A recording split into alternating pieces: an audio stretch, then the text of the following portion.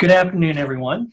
My name is Dr. Ed Levitt. I'm the Director for Educational Technology and Distance Learning here at Johnson County Community College.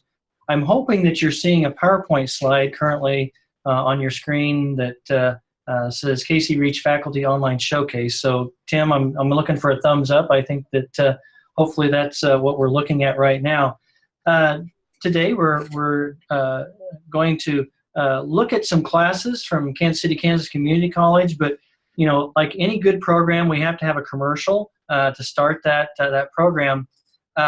This particular event today is sponsored by KCREACHE, and we basically would like anyone that might be watching this session today to consider membership in our KCREACHE organization. We are located basically with colleges and universities throughout the Midwest, around the Kansas City area.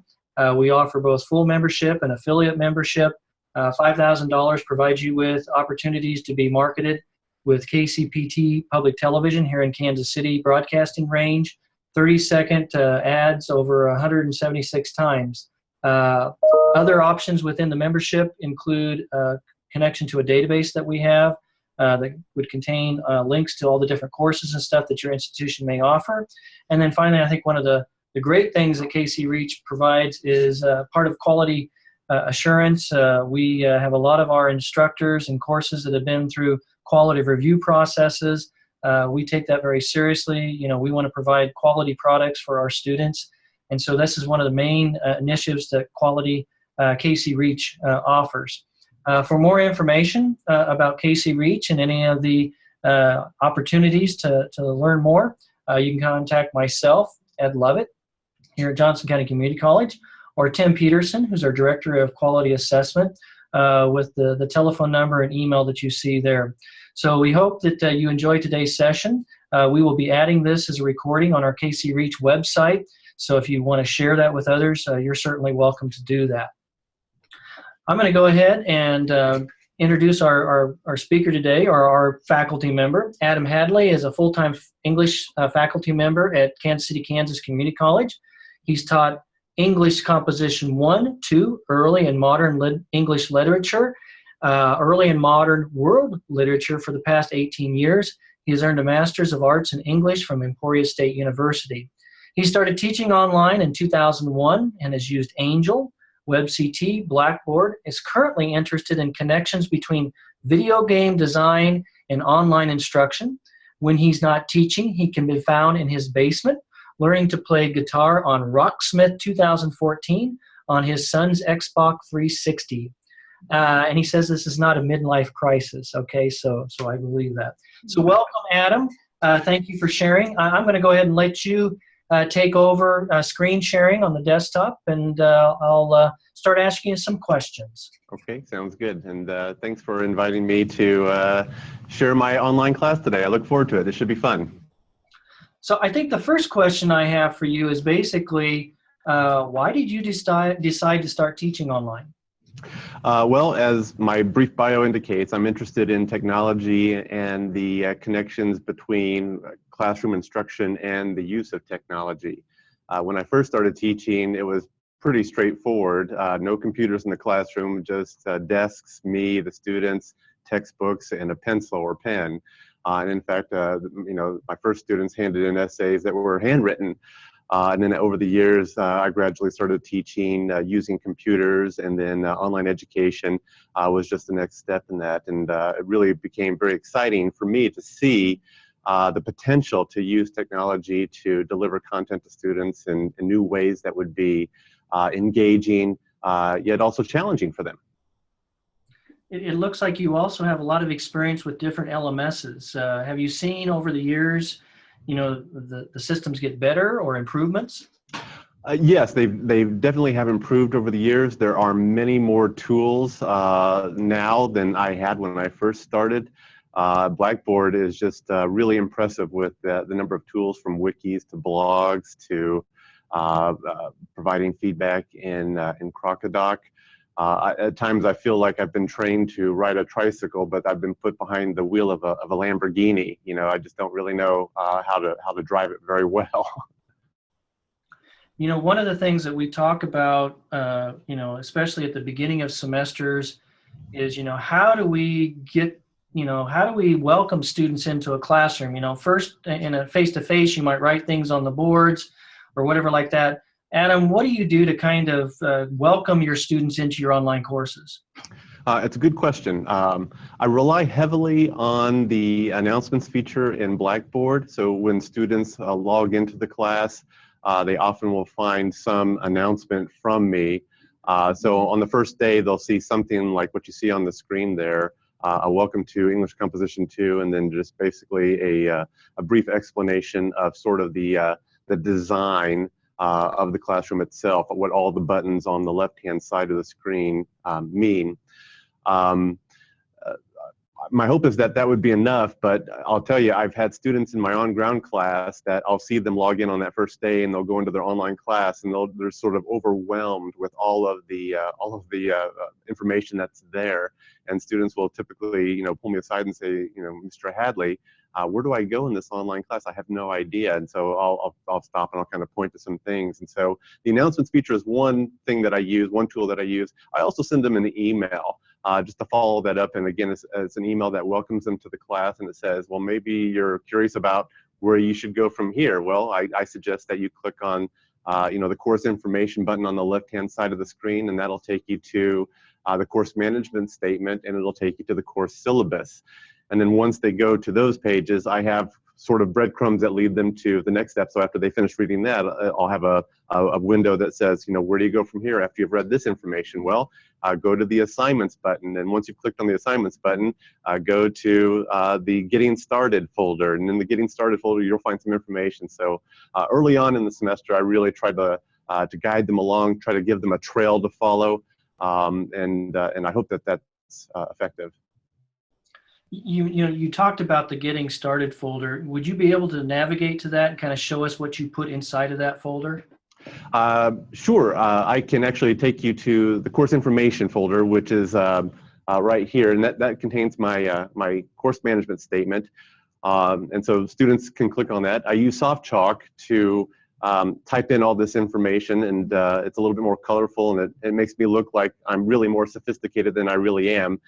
For example, students can drag their cursor over bold words there, and little text poppers will pop up and say, it'll provide, additional information for them about the class. So here, if they hover over telephone, my phone number will pop up.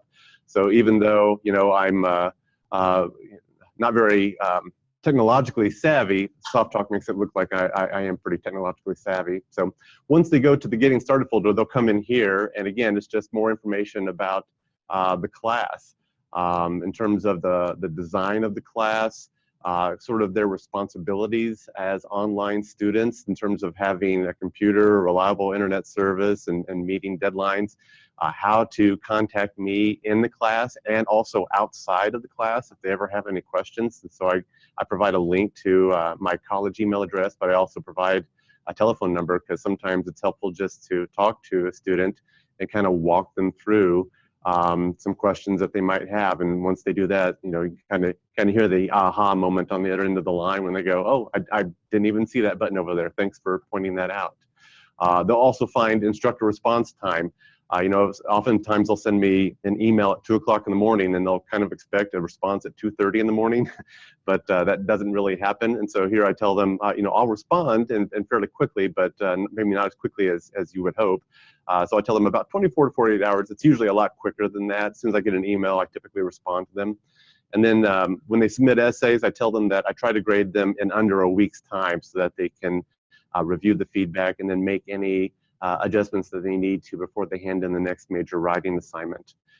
Information about how they submit assignments, just essentially emphasizing that they will be typing their essays, and those essays will be submitted to Dropboxes in Blackboard.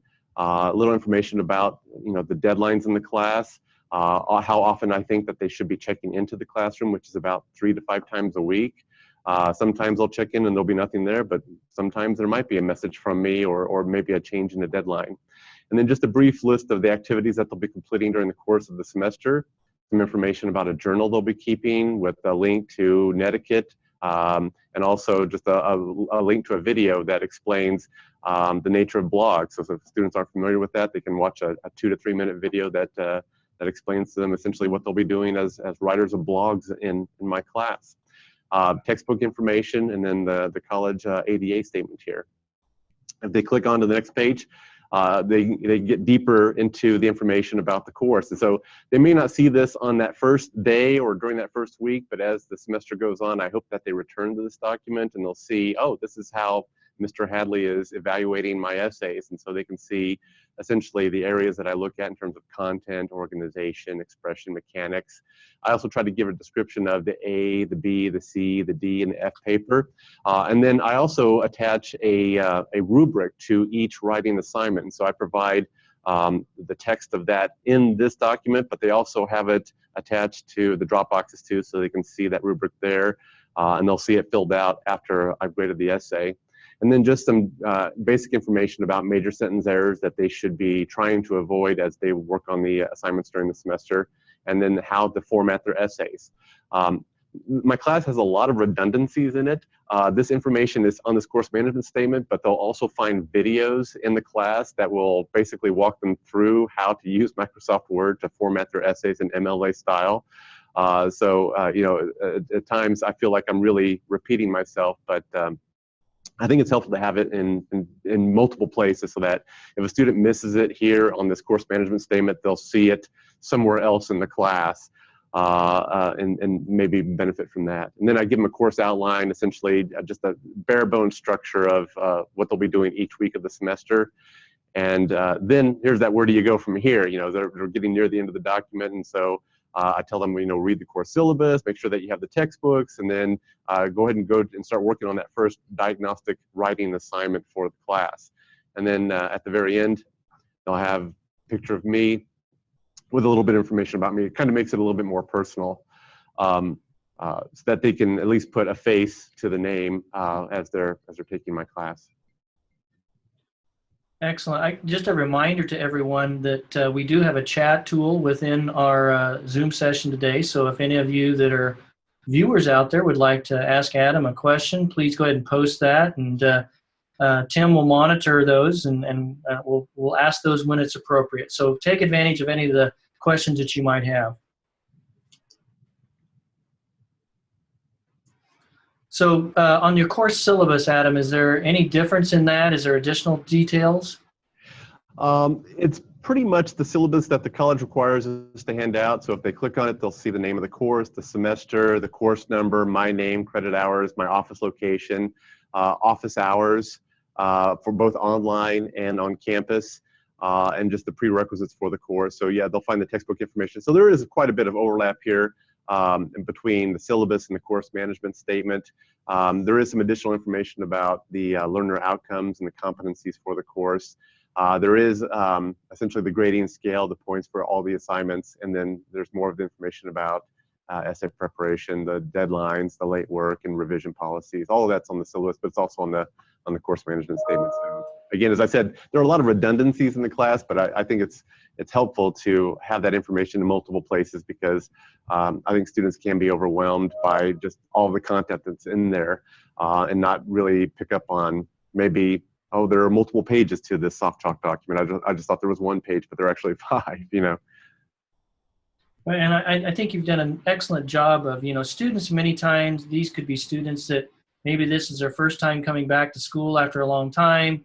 They're a little nervous. They don't know what to expect.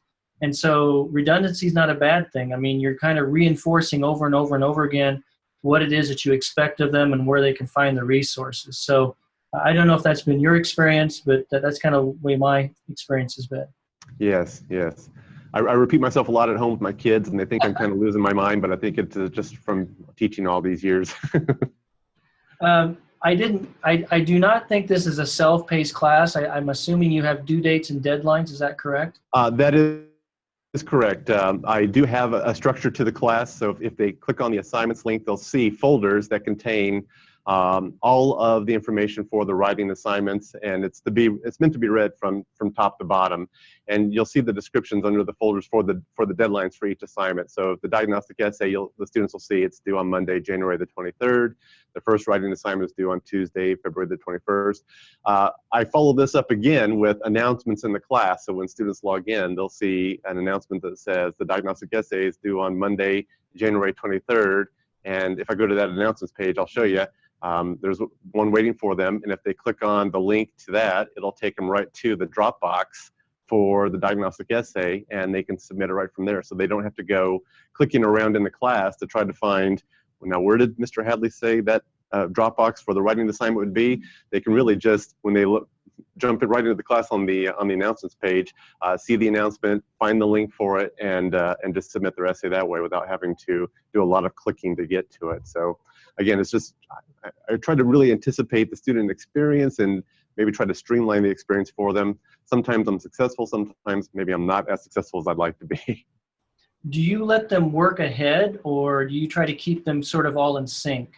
I try to keep them all in sync because I do ask that they submit rough drafts for feedback, for peer feedback. And so if a student starts to work ahead too much, then they might have their rough draft sitting in the Dropbox for maybe 2 or 3 weeks, and then they'll have to return to it and kind of have to refresh their memory about the nature of the research question that they were working on for that very first writing assignment. And maybe they're on the second writing assignment, you know, and kind of thinking about that question.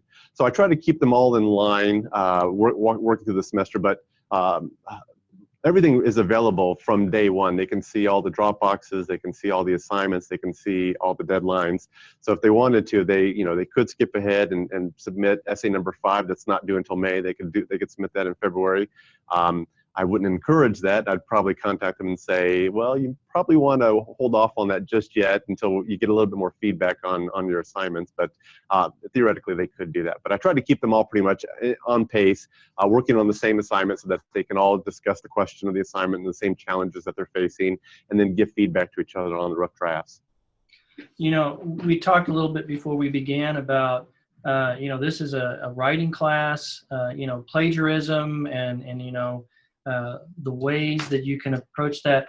Can you talk a little bit about the Blackboard experience that you have? And I know we also talked about, prior to Blackboard, you used Turnitin. Can you spend a few minutes talking about that? Sure.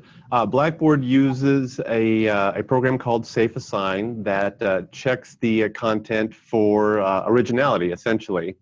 It's not as robust as Turnitin, but it does offer some feedback about the student's content. So if a student has borrowed material from outside source, one hopes that Safe Assign would catch it. Here's an example of what the students would see from that report. So here's inside the Dropbox, and then the Safe Assign report is essentially highlighting that 14% of the essay is a match with outside sources. So I do allow students to view this originality report, and so if they plagiarize, it makes our discussions a little bit easier because they're seeing the same thing that I'm seeing, and so I can ask some follow-up questions about the content and maybe probe a little bit further in terms of the information that they've used. Maybe they forgot to put quotation marks around a sentence or two, and if that's the case, then we can talk about, inserting quotation marks. Or maybe they forgot to put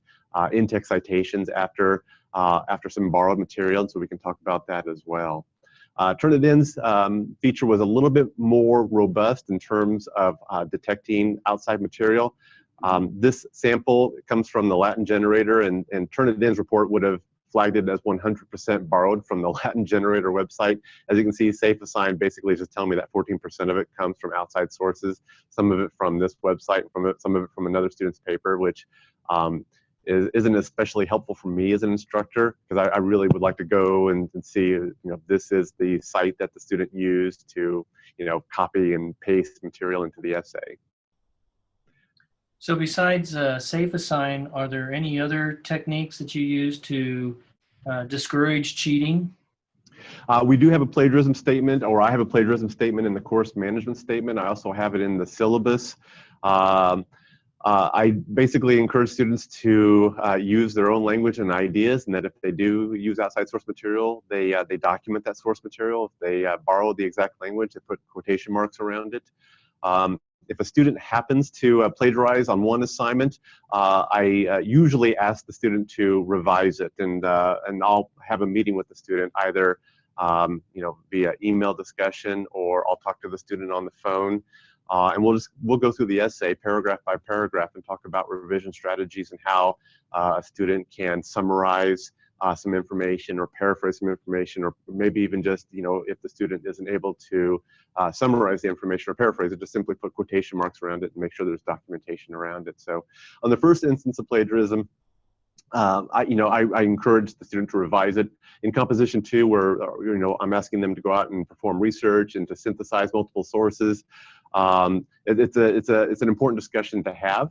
And so I tried to be, I don't know if forgiving is the right word, but I try to see this as a learning opportunity for them on that first instance. On the second instance, if they do it again, then my expectation is they should know by that time that they need to use their own language and they need to document the source material. And so if they do it a second time, they usually receive a failing grade. And then we talk a little bit about their status in the course and where we go from there. Adam, this is Tim. If I can just jump in real quickly. We had one question wanting to know if KCK uses the cloud version of SoftChalk. We discussed that earlier, but you might want to just address that. No, KCKCC does not use the cloud version of SoftChalk. I think is it a client-based version of it? And then we had another question. Someone asked if you teach information literacy, particularly determining good sources from low-level ones.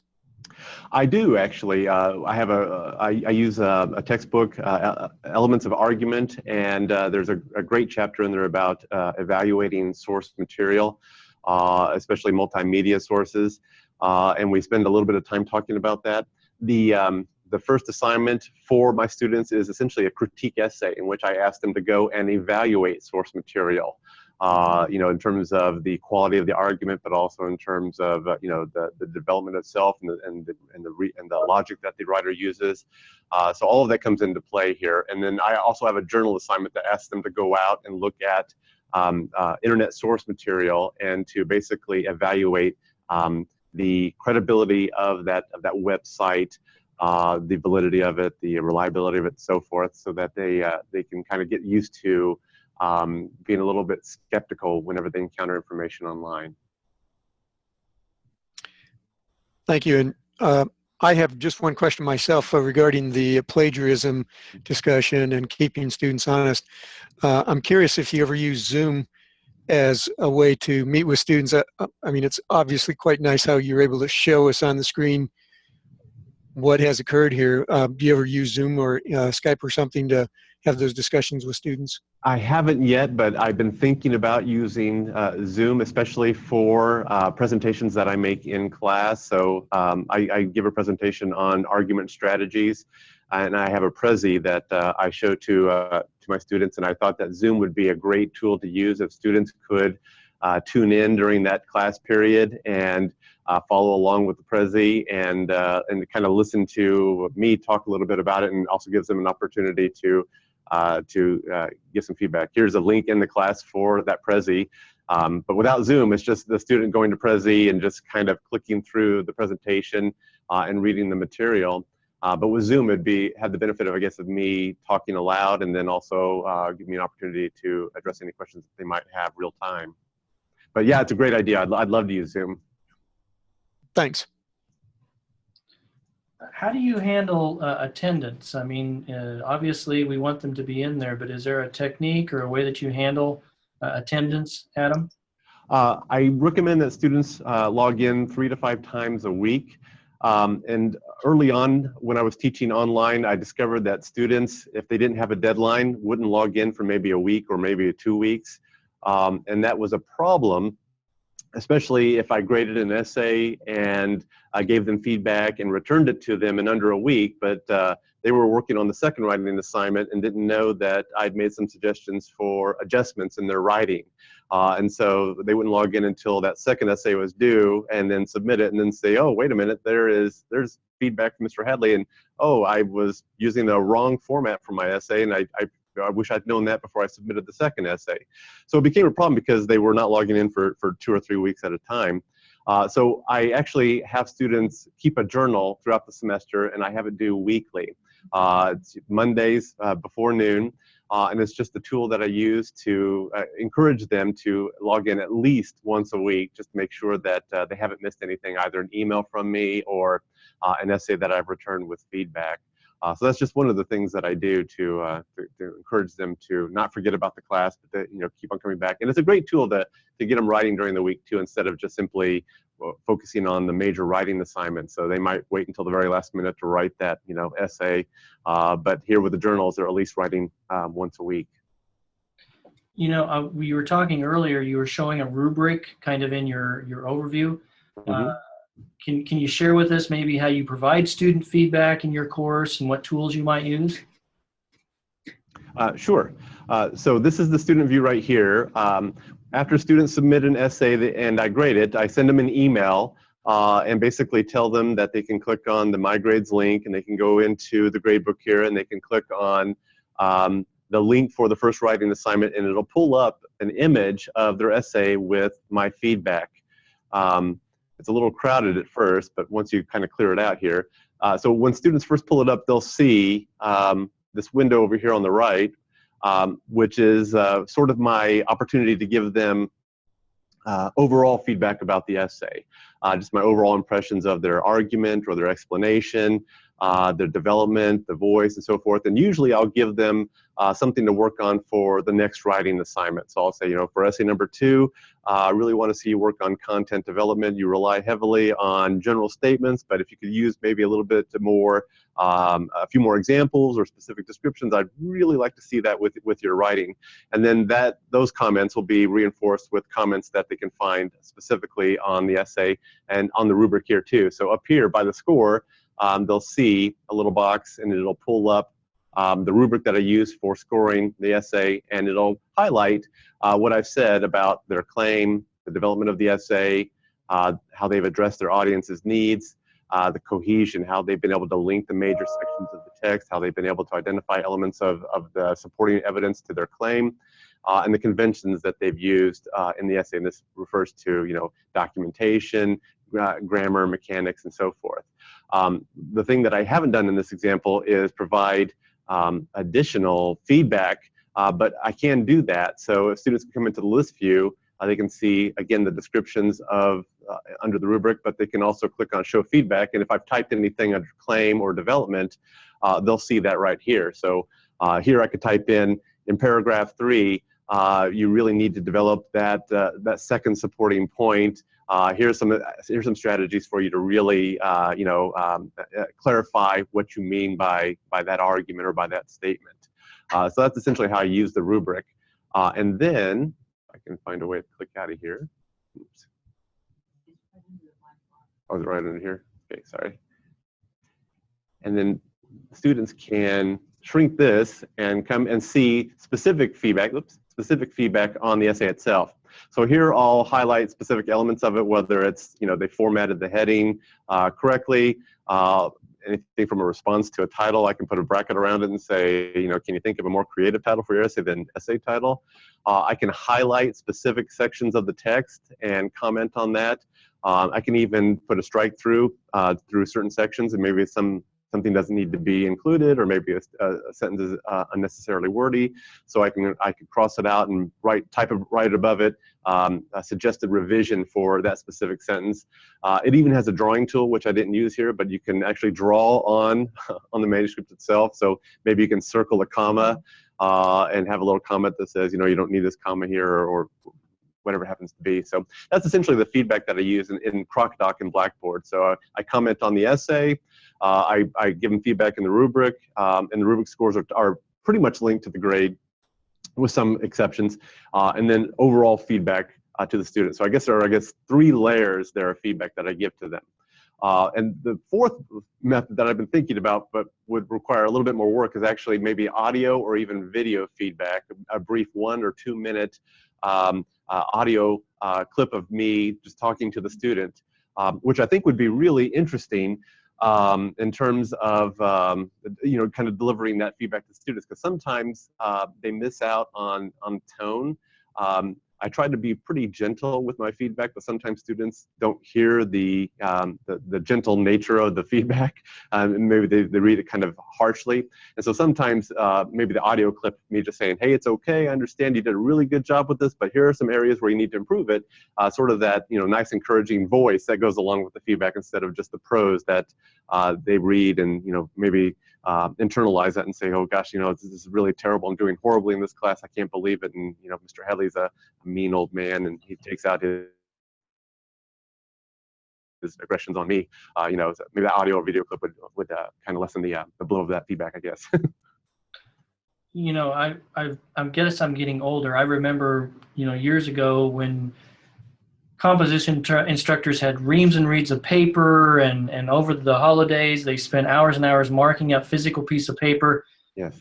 Do you still do that, or do you do it mostly online? I do it mostly online, and it still requires quite a bit of time in terms of commenting on the essays. So it's pretty time consuming. And so when I say adding an audio or a video clip, I'm hesitant to say that, because I think that might be even more time spent on giving feedback to the student. But it might be well worth it.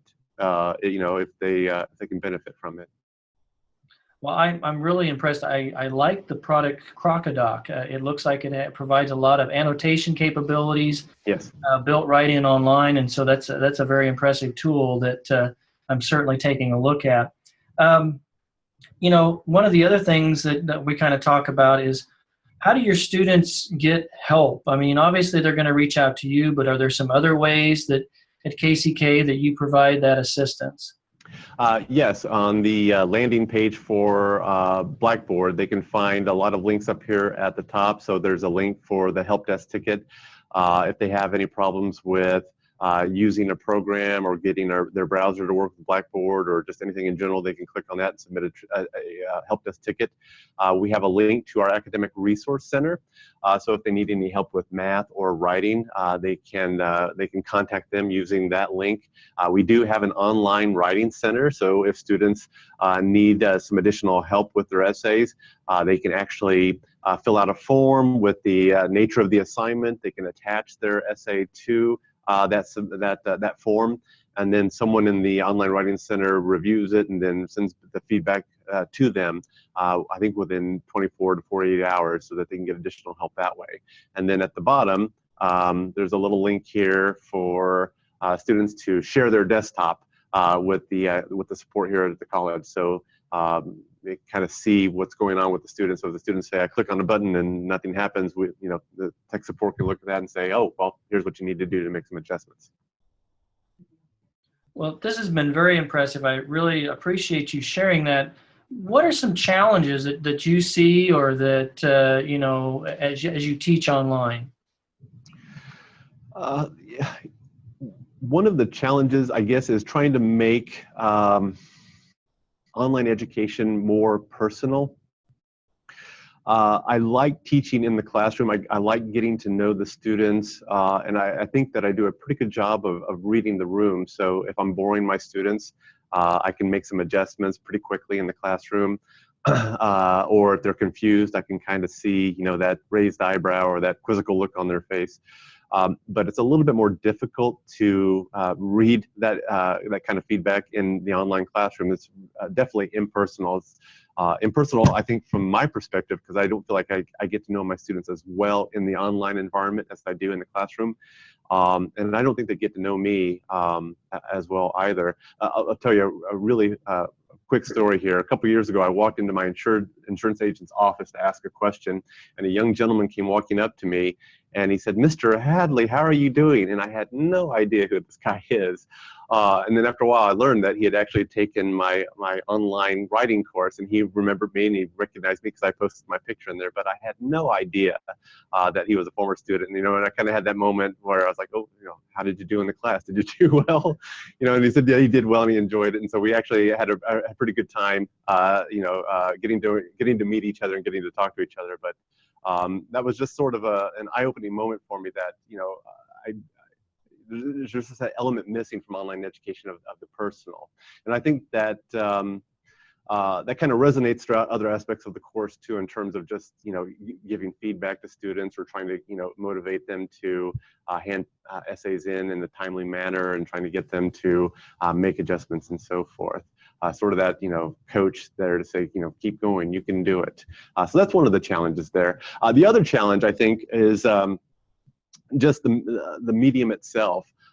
It's you know, relies on prose mostly to deliver instruction to the students. And so if the students have some difficulty or struggle with reading comprehension, then it's just that difficulty is really emphasized within the online learning environment. That's one of the things, and I think we live in a world of tweets in which our students are used to getting information in really bite-sized chunks, and I tend to be you know, a prose guy who works within the essay mode, and so I like to deliver my content in these, you know, lengthy paragraphs and you know, give them this information. And I wonder if, you know, there's that conflict between the world of the tweets, the 150 characters, and, you know, the prose lectures that I give to them that, you know, might fall, you know, or might be ignored as they are looking more for like bite-sized chunks of data that they can read quickly and move on. And I've tried to make that adjustment in my classes in terms of giving them bullet points in terms of here's what you need to know, and then I hope that they can go on and read more in the writing instructions about what they need to do in terms of writing an argument or exploring a specific issue. Adam, this is Tim again. I wanted to just jump in quickly and tell you I very much appreciate the loss of being able, you know, the facial expression, the eye contact, reading the room, and that sort of thing. And we have an increasing number of faculty, and certainly my own experiences, building in 3 or 4 Zoom sessions like what we're doing today.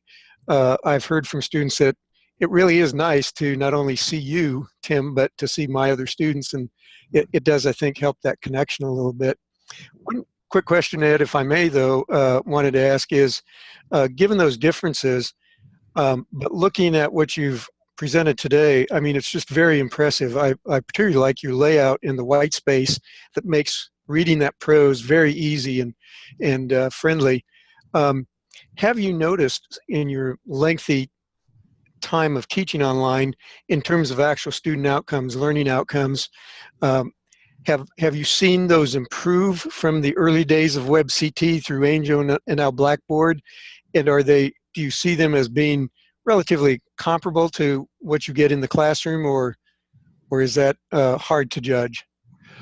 I think there's been some improvement over the years, and I think that has to do with the tools that are available in Blackboard today, and just in terms of, you know, delivering the content in different methods, you know, from video to, you know, prose to the feedback, Crocodoc, and so forth. So I'm doing a lot more now in Blackboard than I did when I first started in WebCT, and so I think that the students are sort of benefiting from all that, I guess, a variety of media and a variety of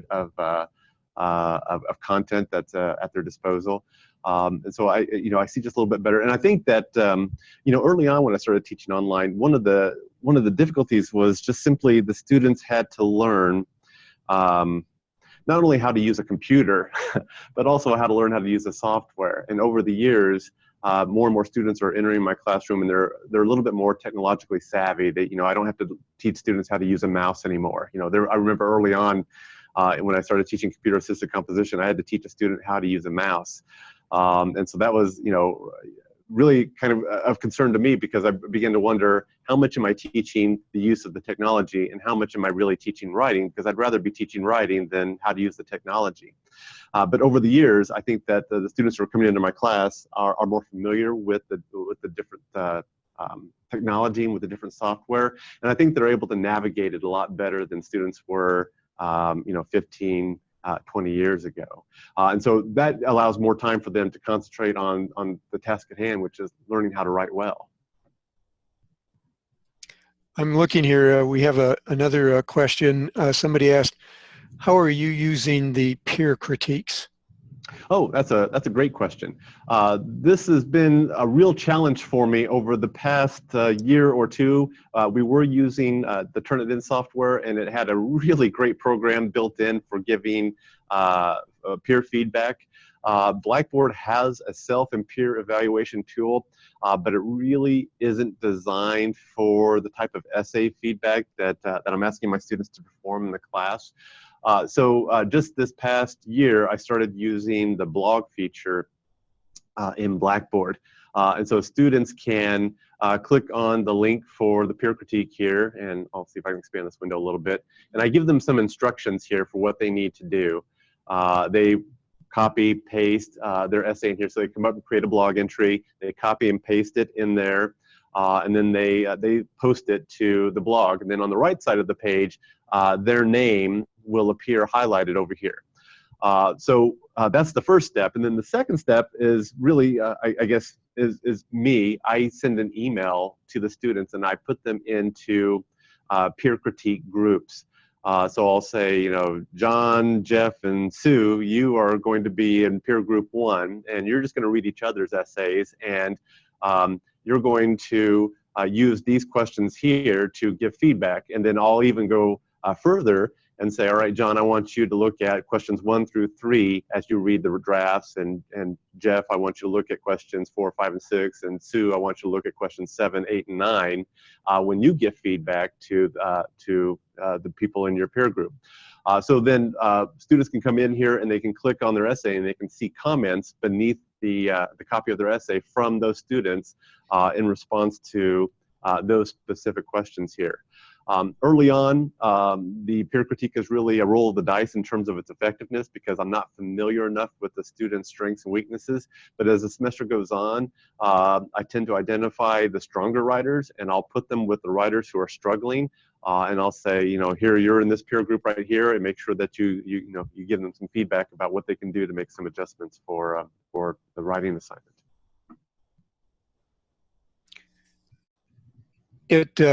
It sounds pretty labor intensive, but I'm sure the students benefit immeasurably.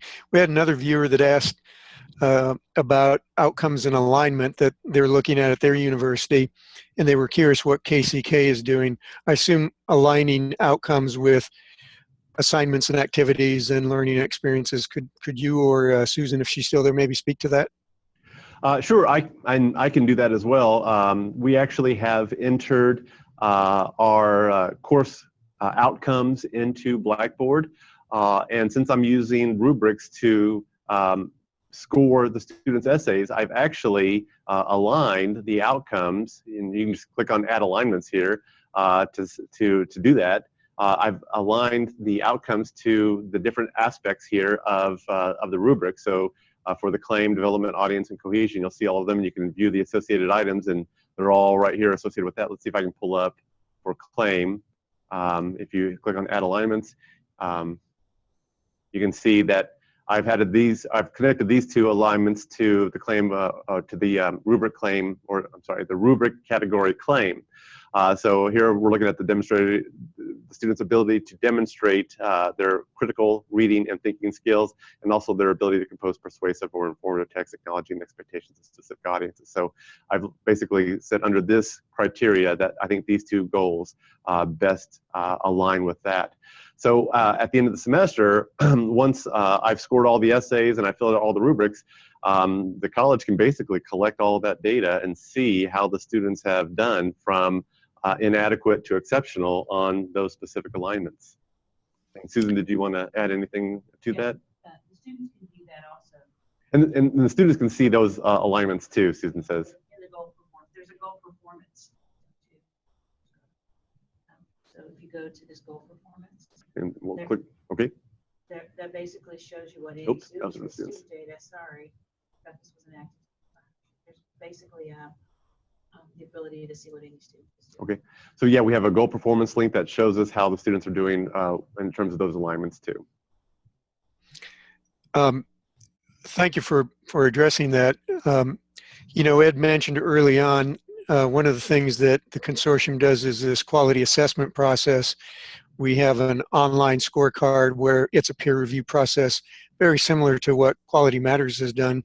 And as I've listened and observed you show us your course today, it strikes me, although I am not a reviewer per se, and certainly not an English comp expert, that you've touched on just about all of these standards or benchmarks that we're using in this new scorecard that are coming from the Online Learning Consortium. So kudos to you, Adam. Oh, well, thank you. Yeah, in fact, this used to be, I did submit this class for QM approval years ago, so about over 5 years ago. So yeah, I worked very hard on trying to meet a lot of those benchmarks. And not to hog the discussion here, but I'll ask one last question and let others chime in. So in terms of the feedback you get from students, particularly like the guy at the insurance office, for example, that you ran into, which of all of these things do they tell you, I really like this, or that part of it not so much? Are they pretty candid, or some of them open with you about and encouraging and reinforcing what you're doing, or are they more quiet and don't really comment on your methodology and pedagogy? For the most part, they're quiet, but the students who do contact me usually love the essay feedback tool. They like being able to pull up their essay and see the highlighted comments, and they like to see that feedback, and they like to see the rubric scores. They're usually really pleased with that, and they usually tell me that they have a pretty good understanding of the essay's grade based on the comments that I typed on the essay, typed in the general feedback window, and also put on the rubric window too. So I very rarely have any students who contact me and ask, why did I get that grade? And if I do get a student who asks that question, I'll usually reply, well, have you looked at my comments in the essay? And the answer is usually comments. What comments are you talking about? Well, okay, here's what you need to do. And then after you've read those comments, great, come on back and talk to me if you still have some questions about it. So, well, final comment about that. My comp courses were taken some 40 plus years ago, and we didn't have nearly these kinds of tools. And I got very little feedback from my instructors. This was in another state. So it seems like we've come a long way, certainly online education and committed faculty like yourself. So that's impressive. Well, thanks. Well, Tim, are there any other questions out in the chat today? I'm not seeing any, Ed. It's a quiet group. No one wants to know about Rocksmith and learning guitar? Well, maybe the two of you can have that conversation afterwards, because it sounds like a fascinating topic. Adam, I really appreciate you sharing your course. A lot of times, individuals are hesitant to open themselves up and let other people see it. But as Tim and I indicated, I think you've done a wonderful job. Susan, thank you today for bringing Adam forward to share this. And we've recorded this and be providing it through our KCREACHE website to share with others. Tim, I think our next session that we have is Thursday, January the 12th. We have Missouri Western that will be sharing some of their faculty, and so I hope that those of you that are online will tune back in on that date or look for those recordings. So, Tim, anything else? No, I would just underscore Adrian Johnson is going to be the presenter on the 12th, even though that's a Tuesday and not a Thursday. So we're deviating a little bit from our third Thursday. But Adrian teaches English language, ESL courses, and I'm sure we'll have some interesting information to share with us. So Ed will get a note out to the C2C and KCREACHE listservs, and hope we have good participation. Although, again, this time of year in mid-January, I'm sure is crazy with the start of classes, but that's why we record it. And I guess, Ed, the only other thing is asking Adam, if we have some people who happen to watch the recording later on and have some questions, would you be willing to address those by email? Oh, sure, definitely. Great. ahadley@kckcc.edu. Great. Thank you. Let me type this in. HADLEY Correct. at kckcc.edu. And there's going to be an A in front of the Hadley. Okay, well, I think I sent that out in the chat environment. Well, once again, thank you, Adam. Thank you, Susan. There it is right there. Thank you for sharing the time today. I know that on our campus it's finals week, and I know faculty are anxiously trying to get their grades in. And so I'll let you get back to work, Adam, and thank you for your time. No, it's my pleasure. Happy holidays. Same to you. Thanks, Ed.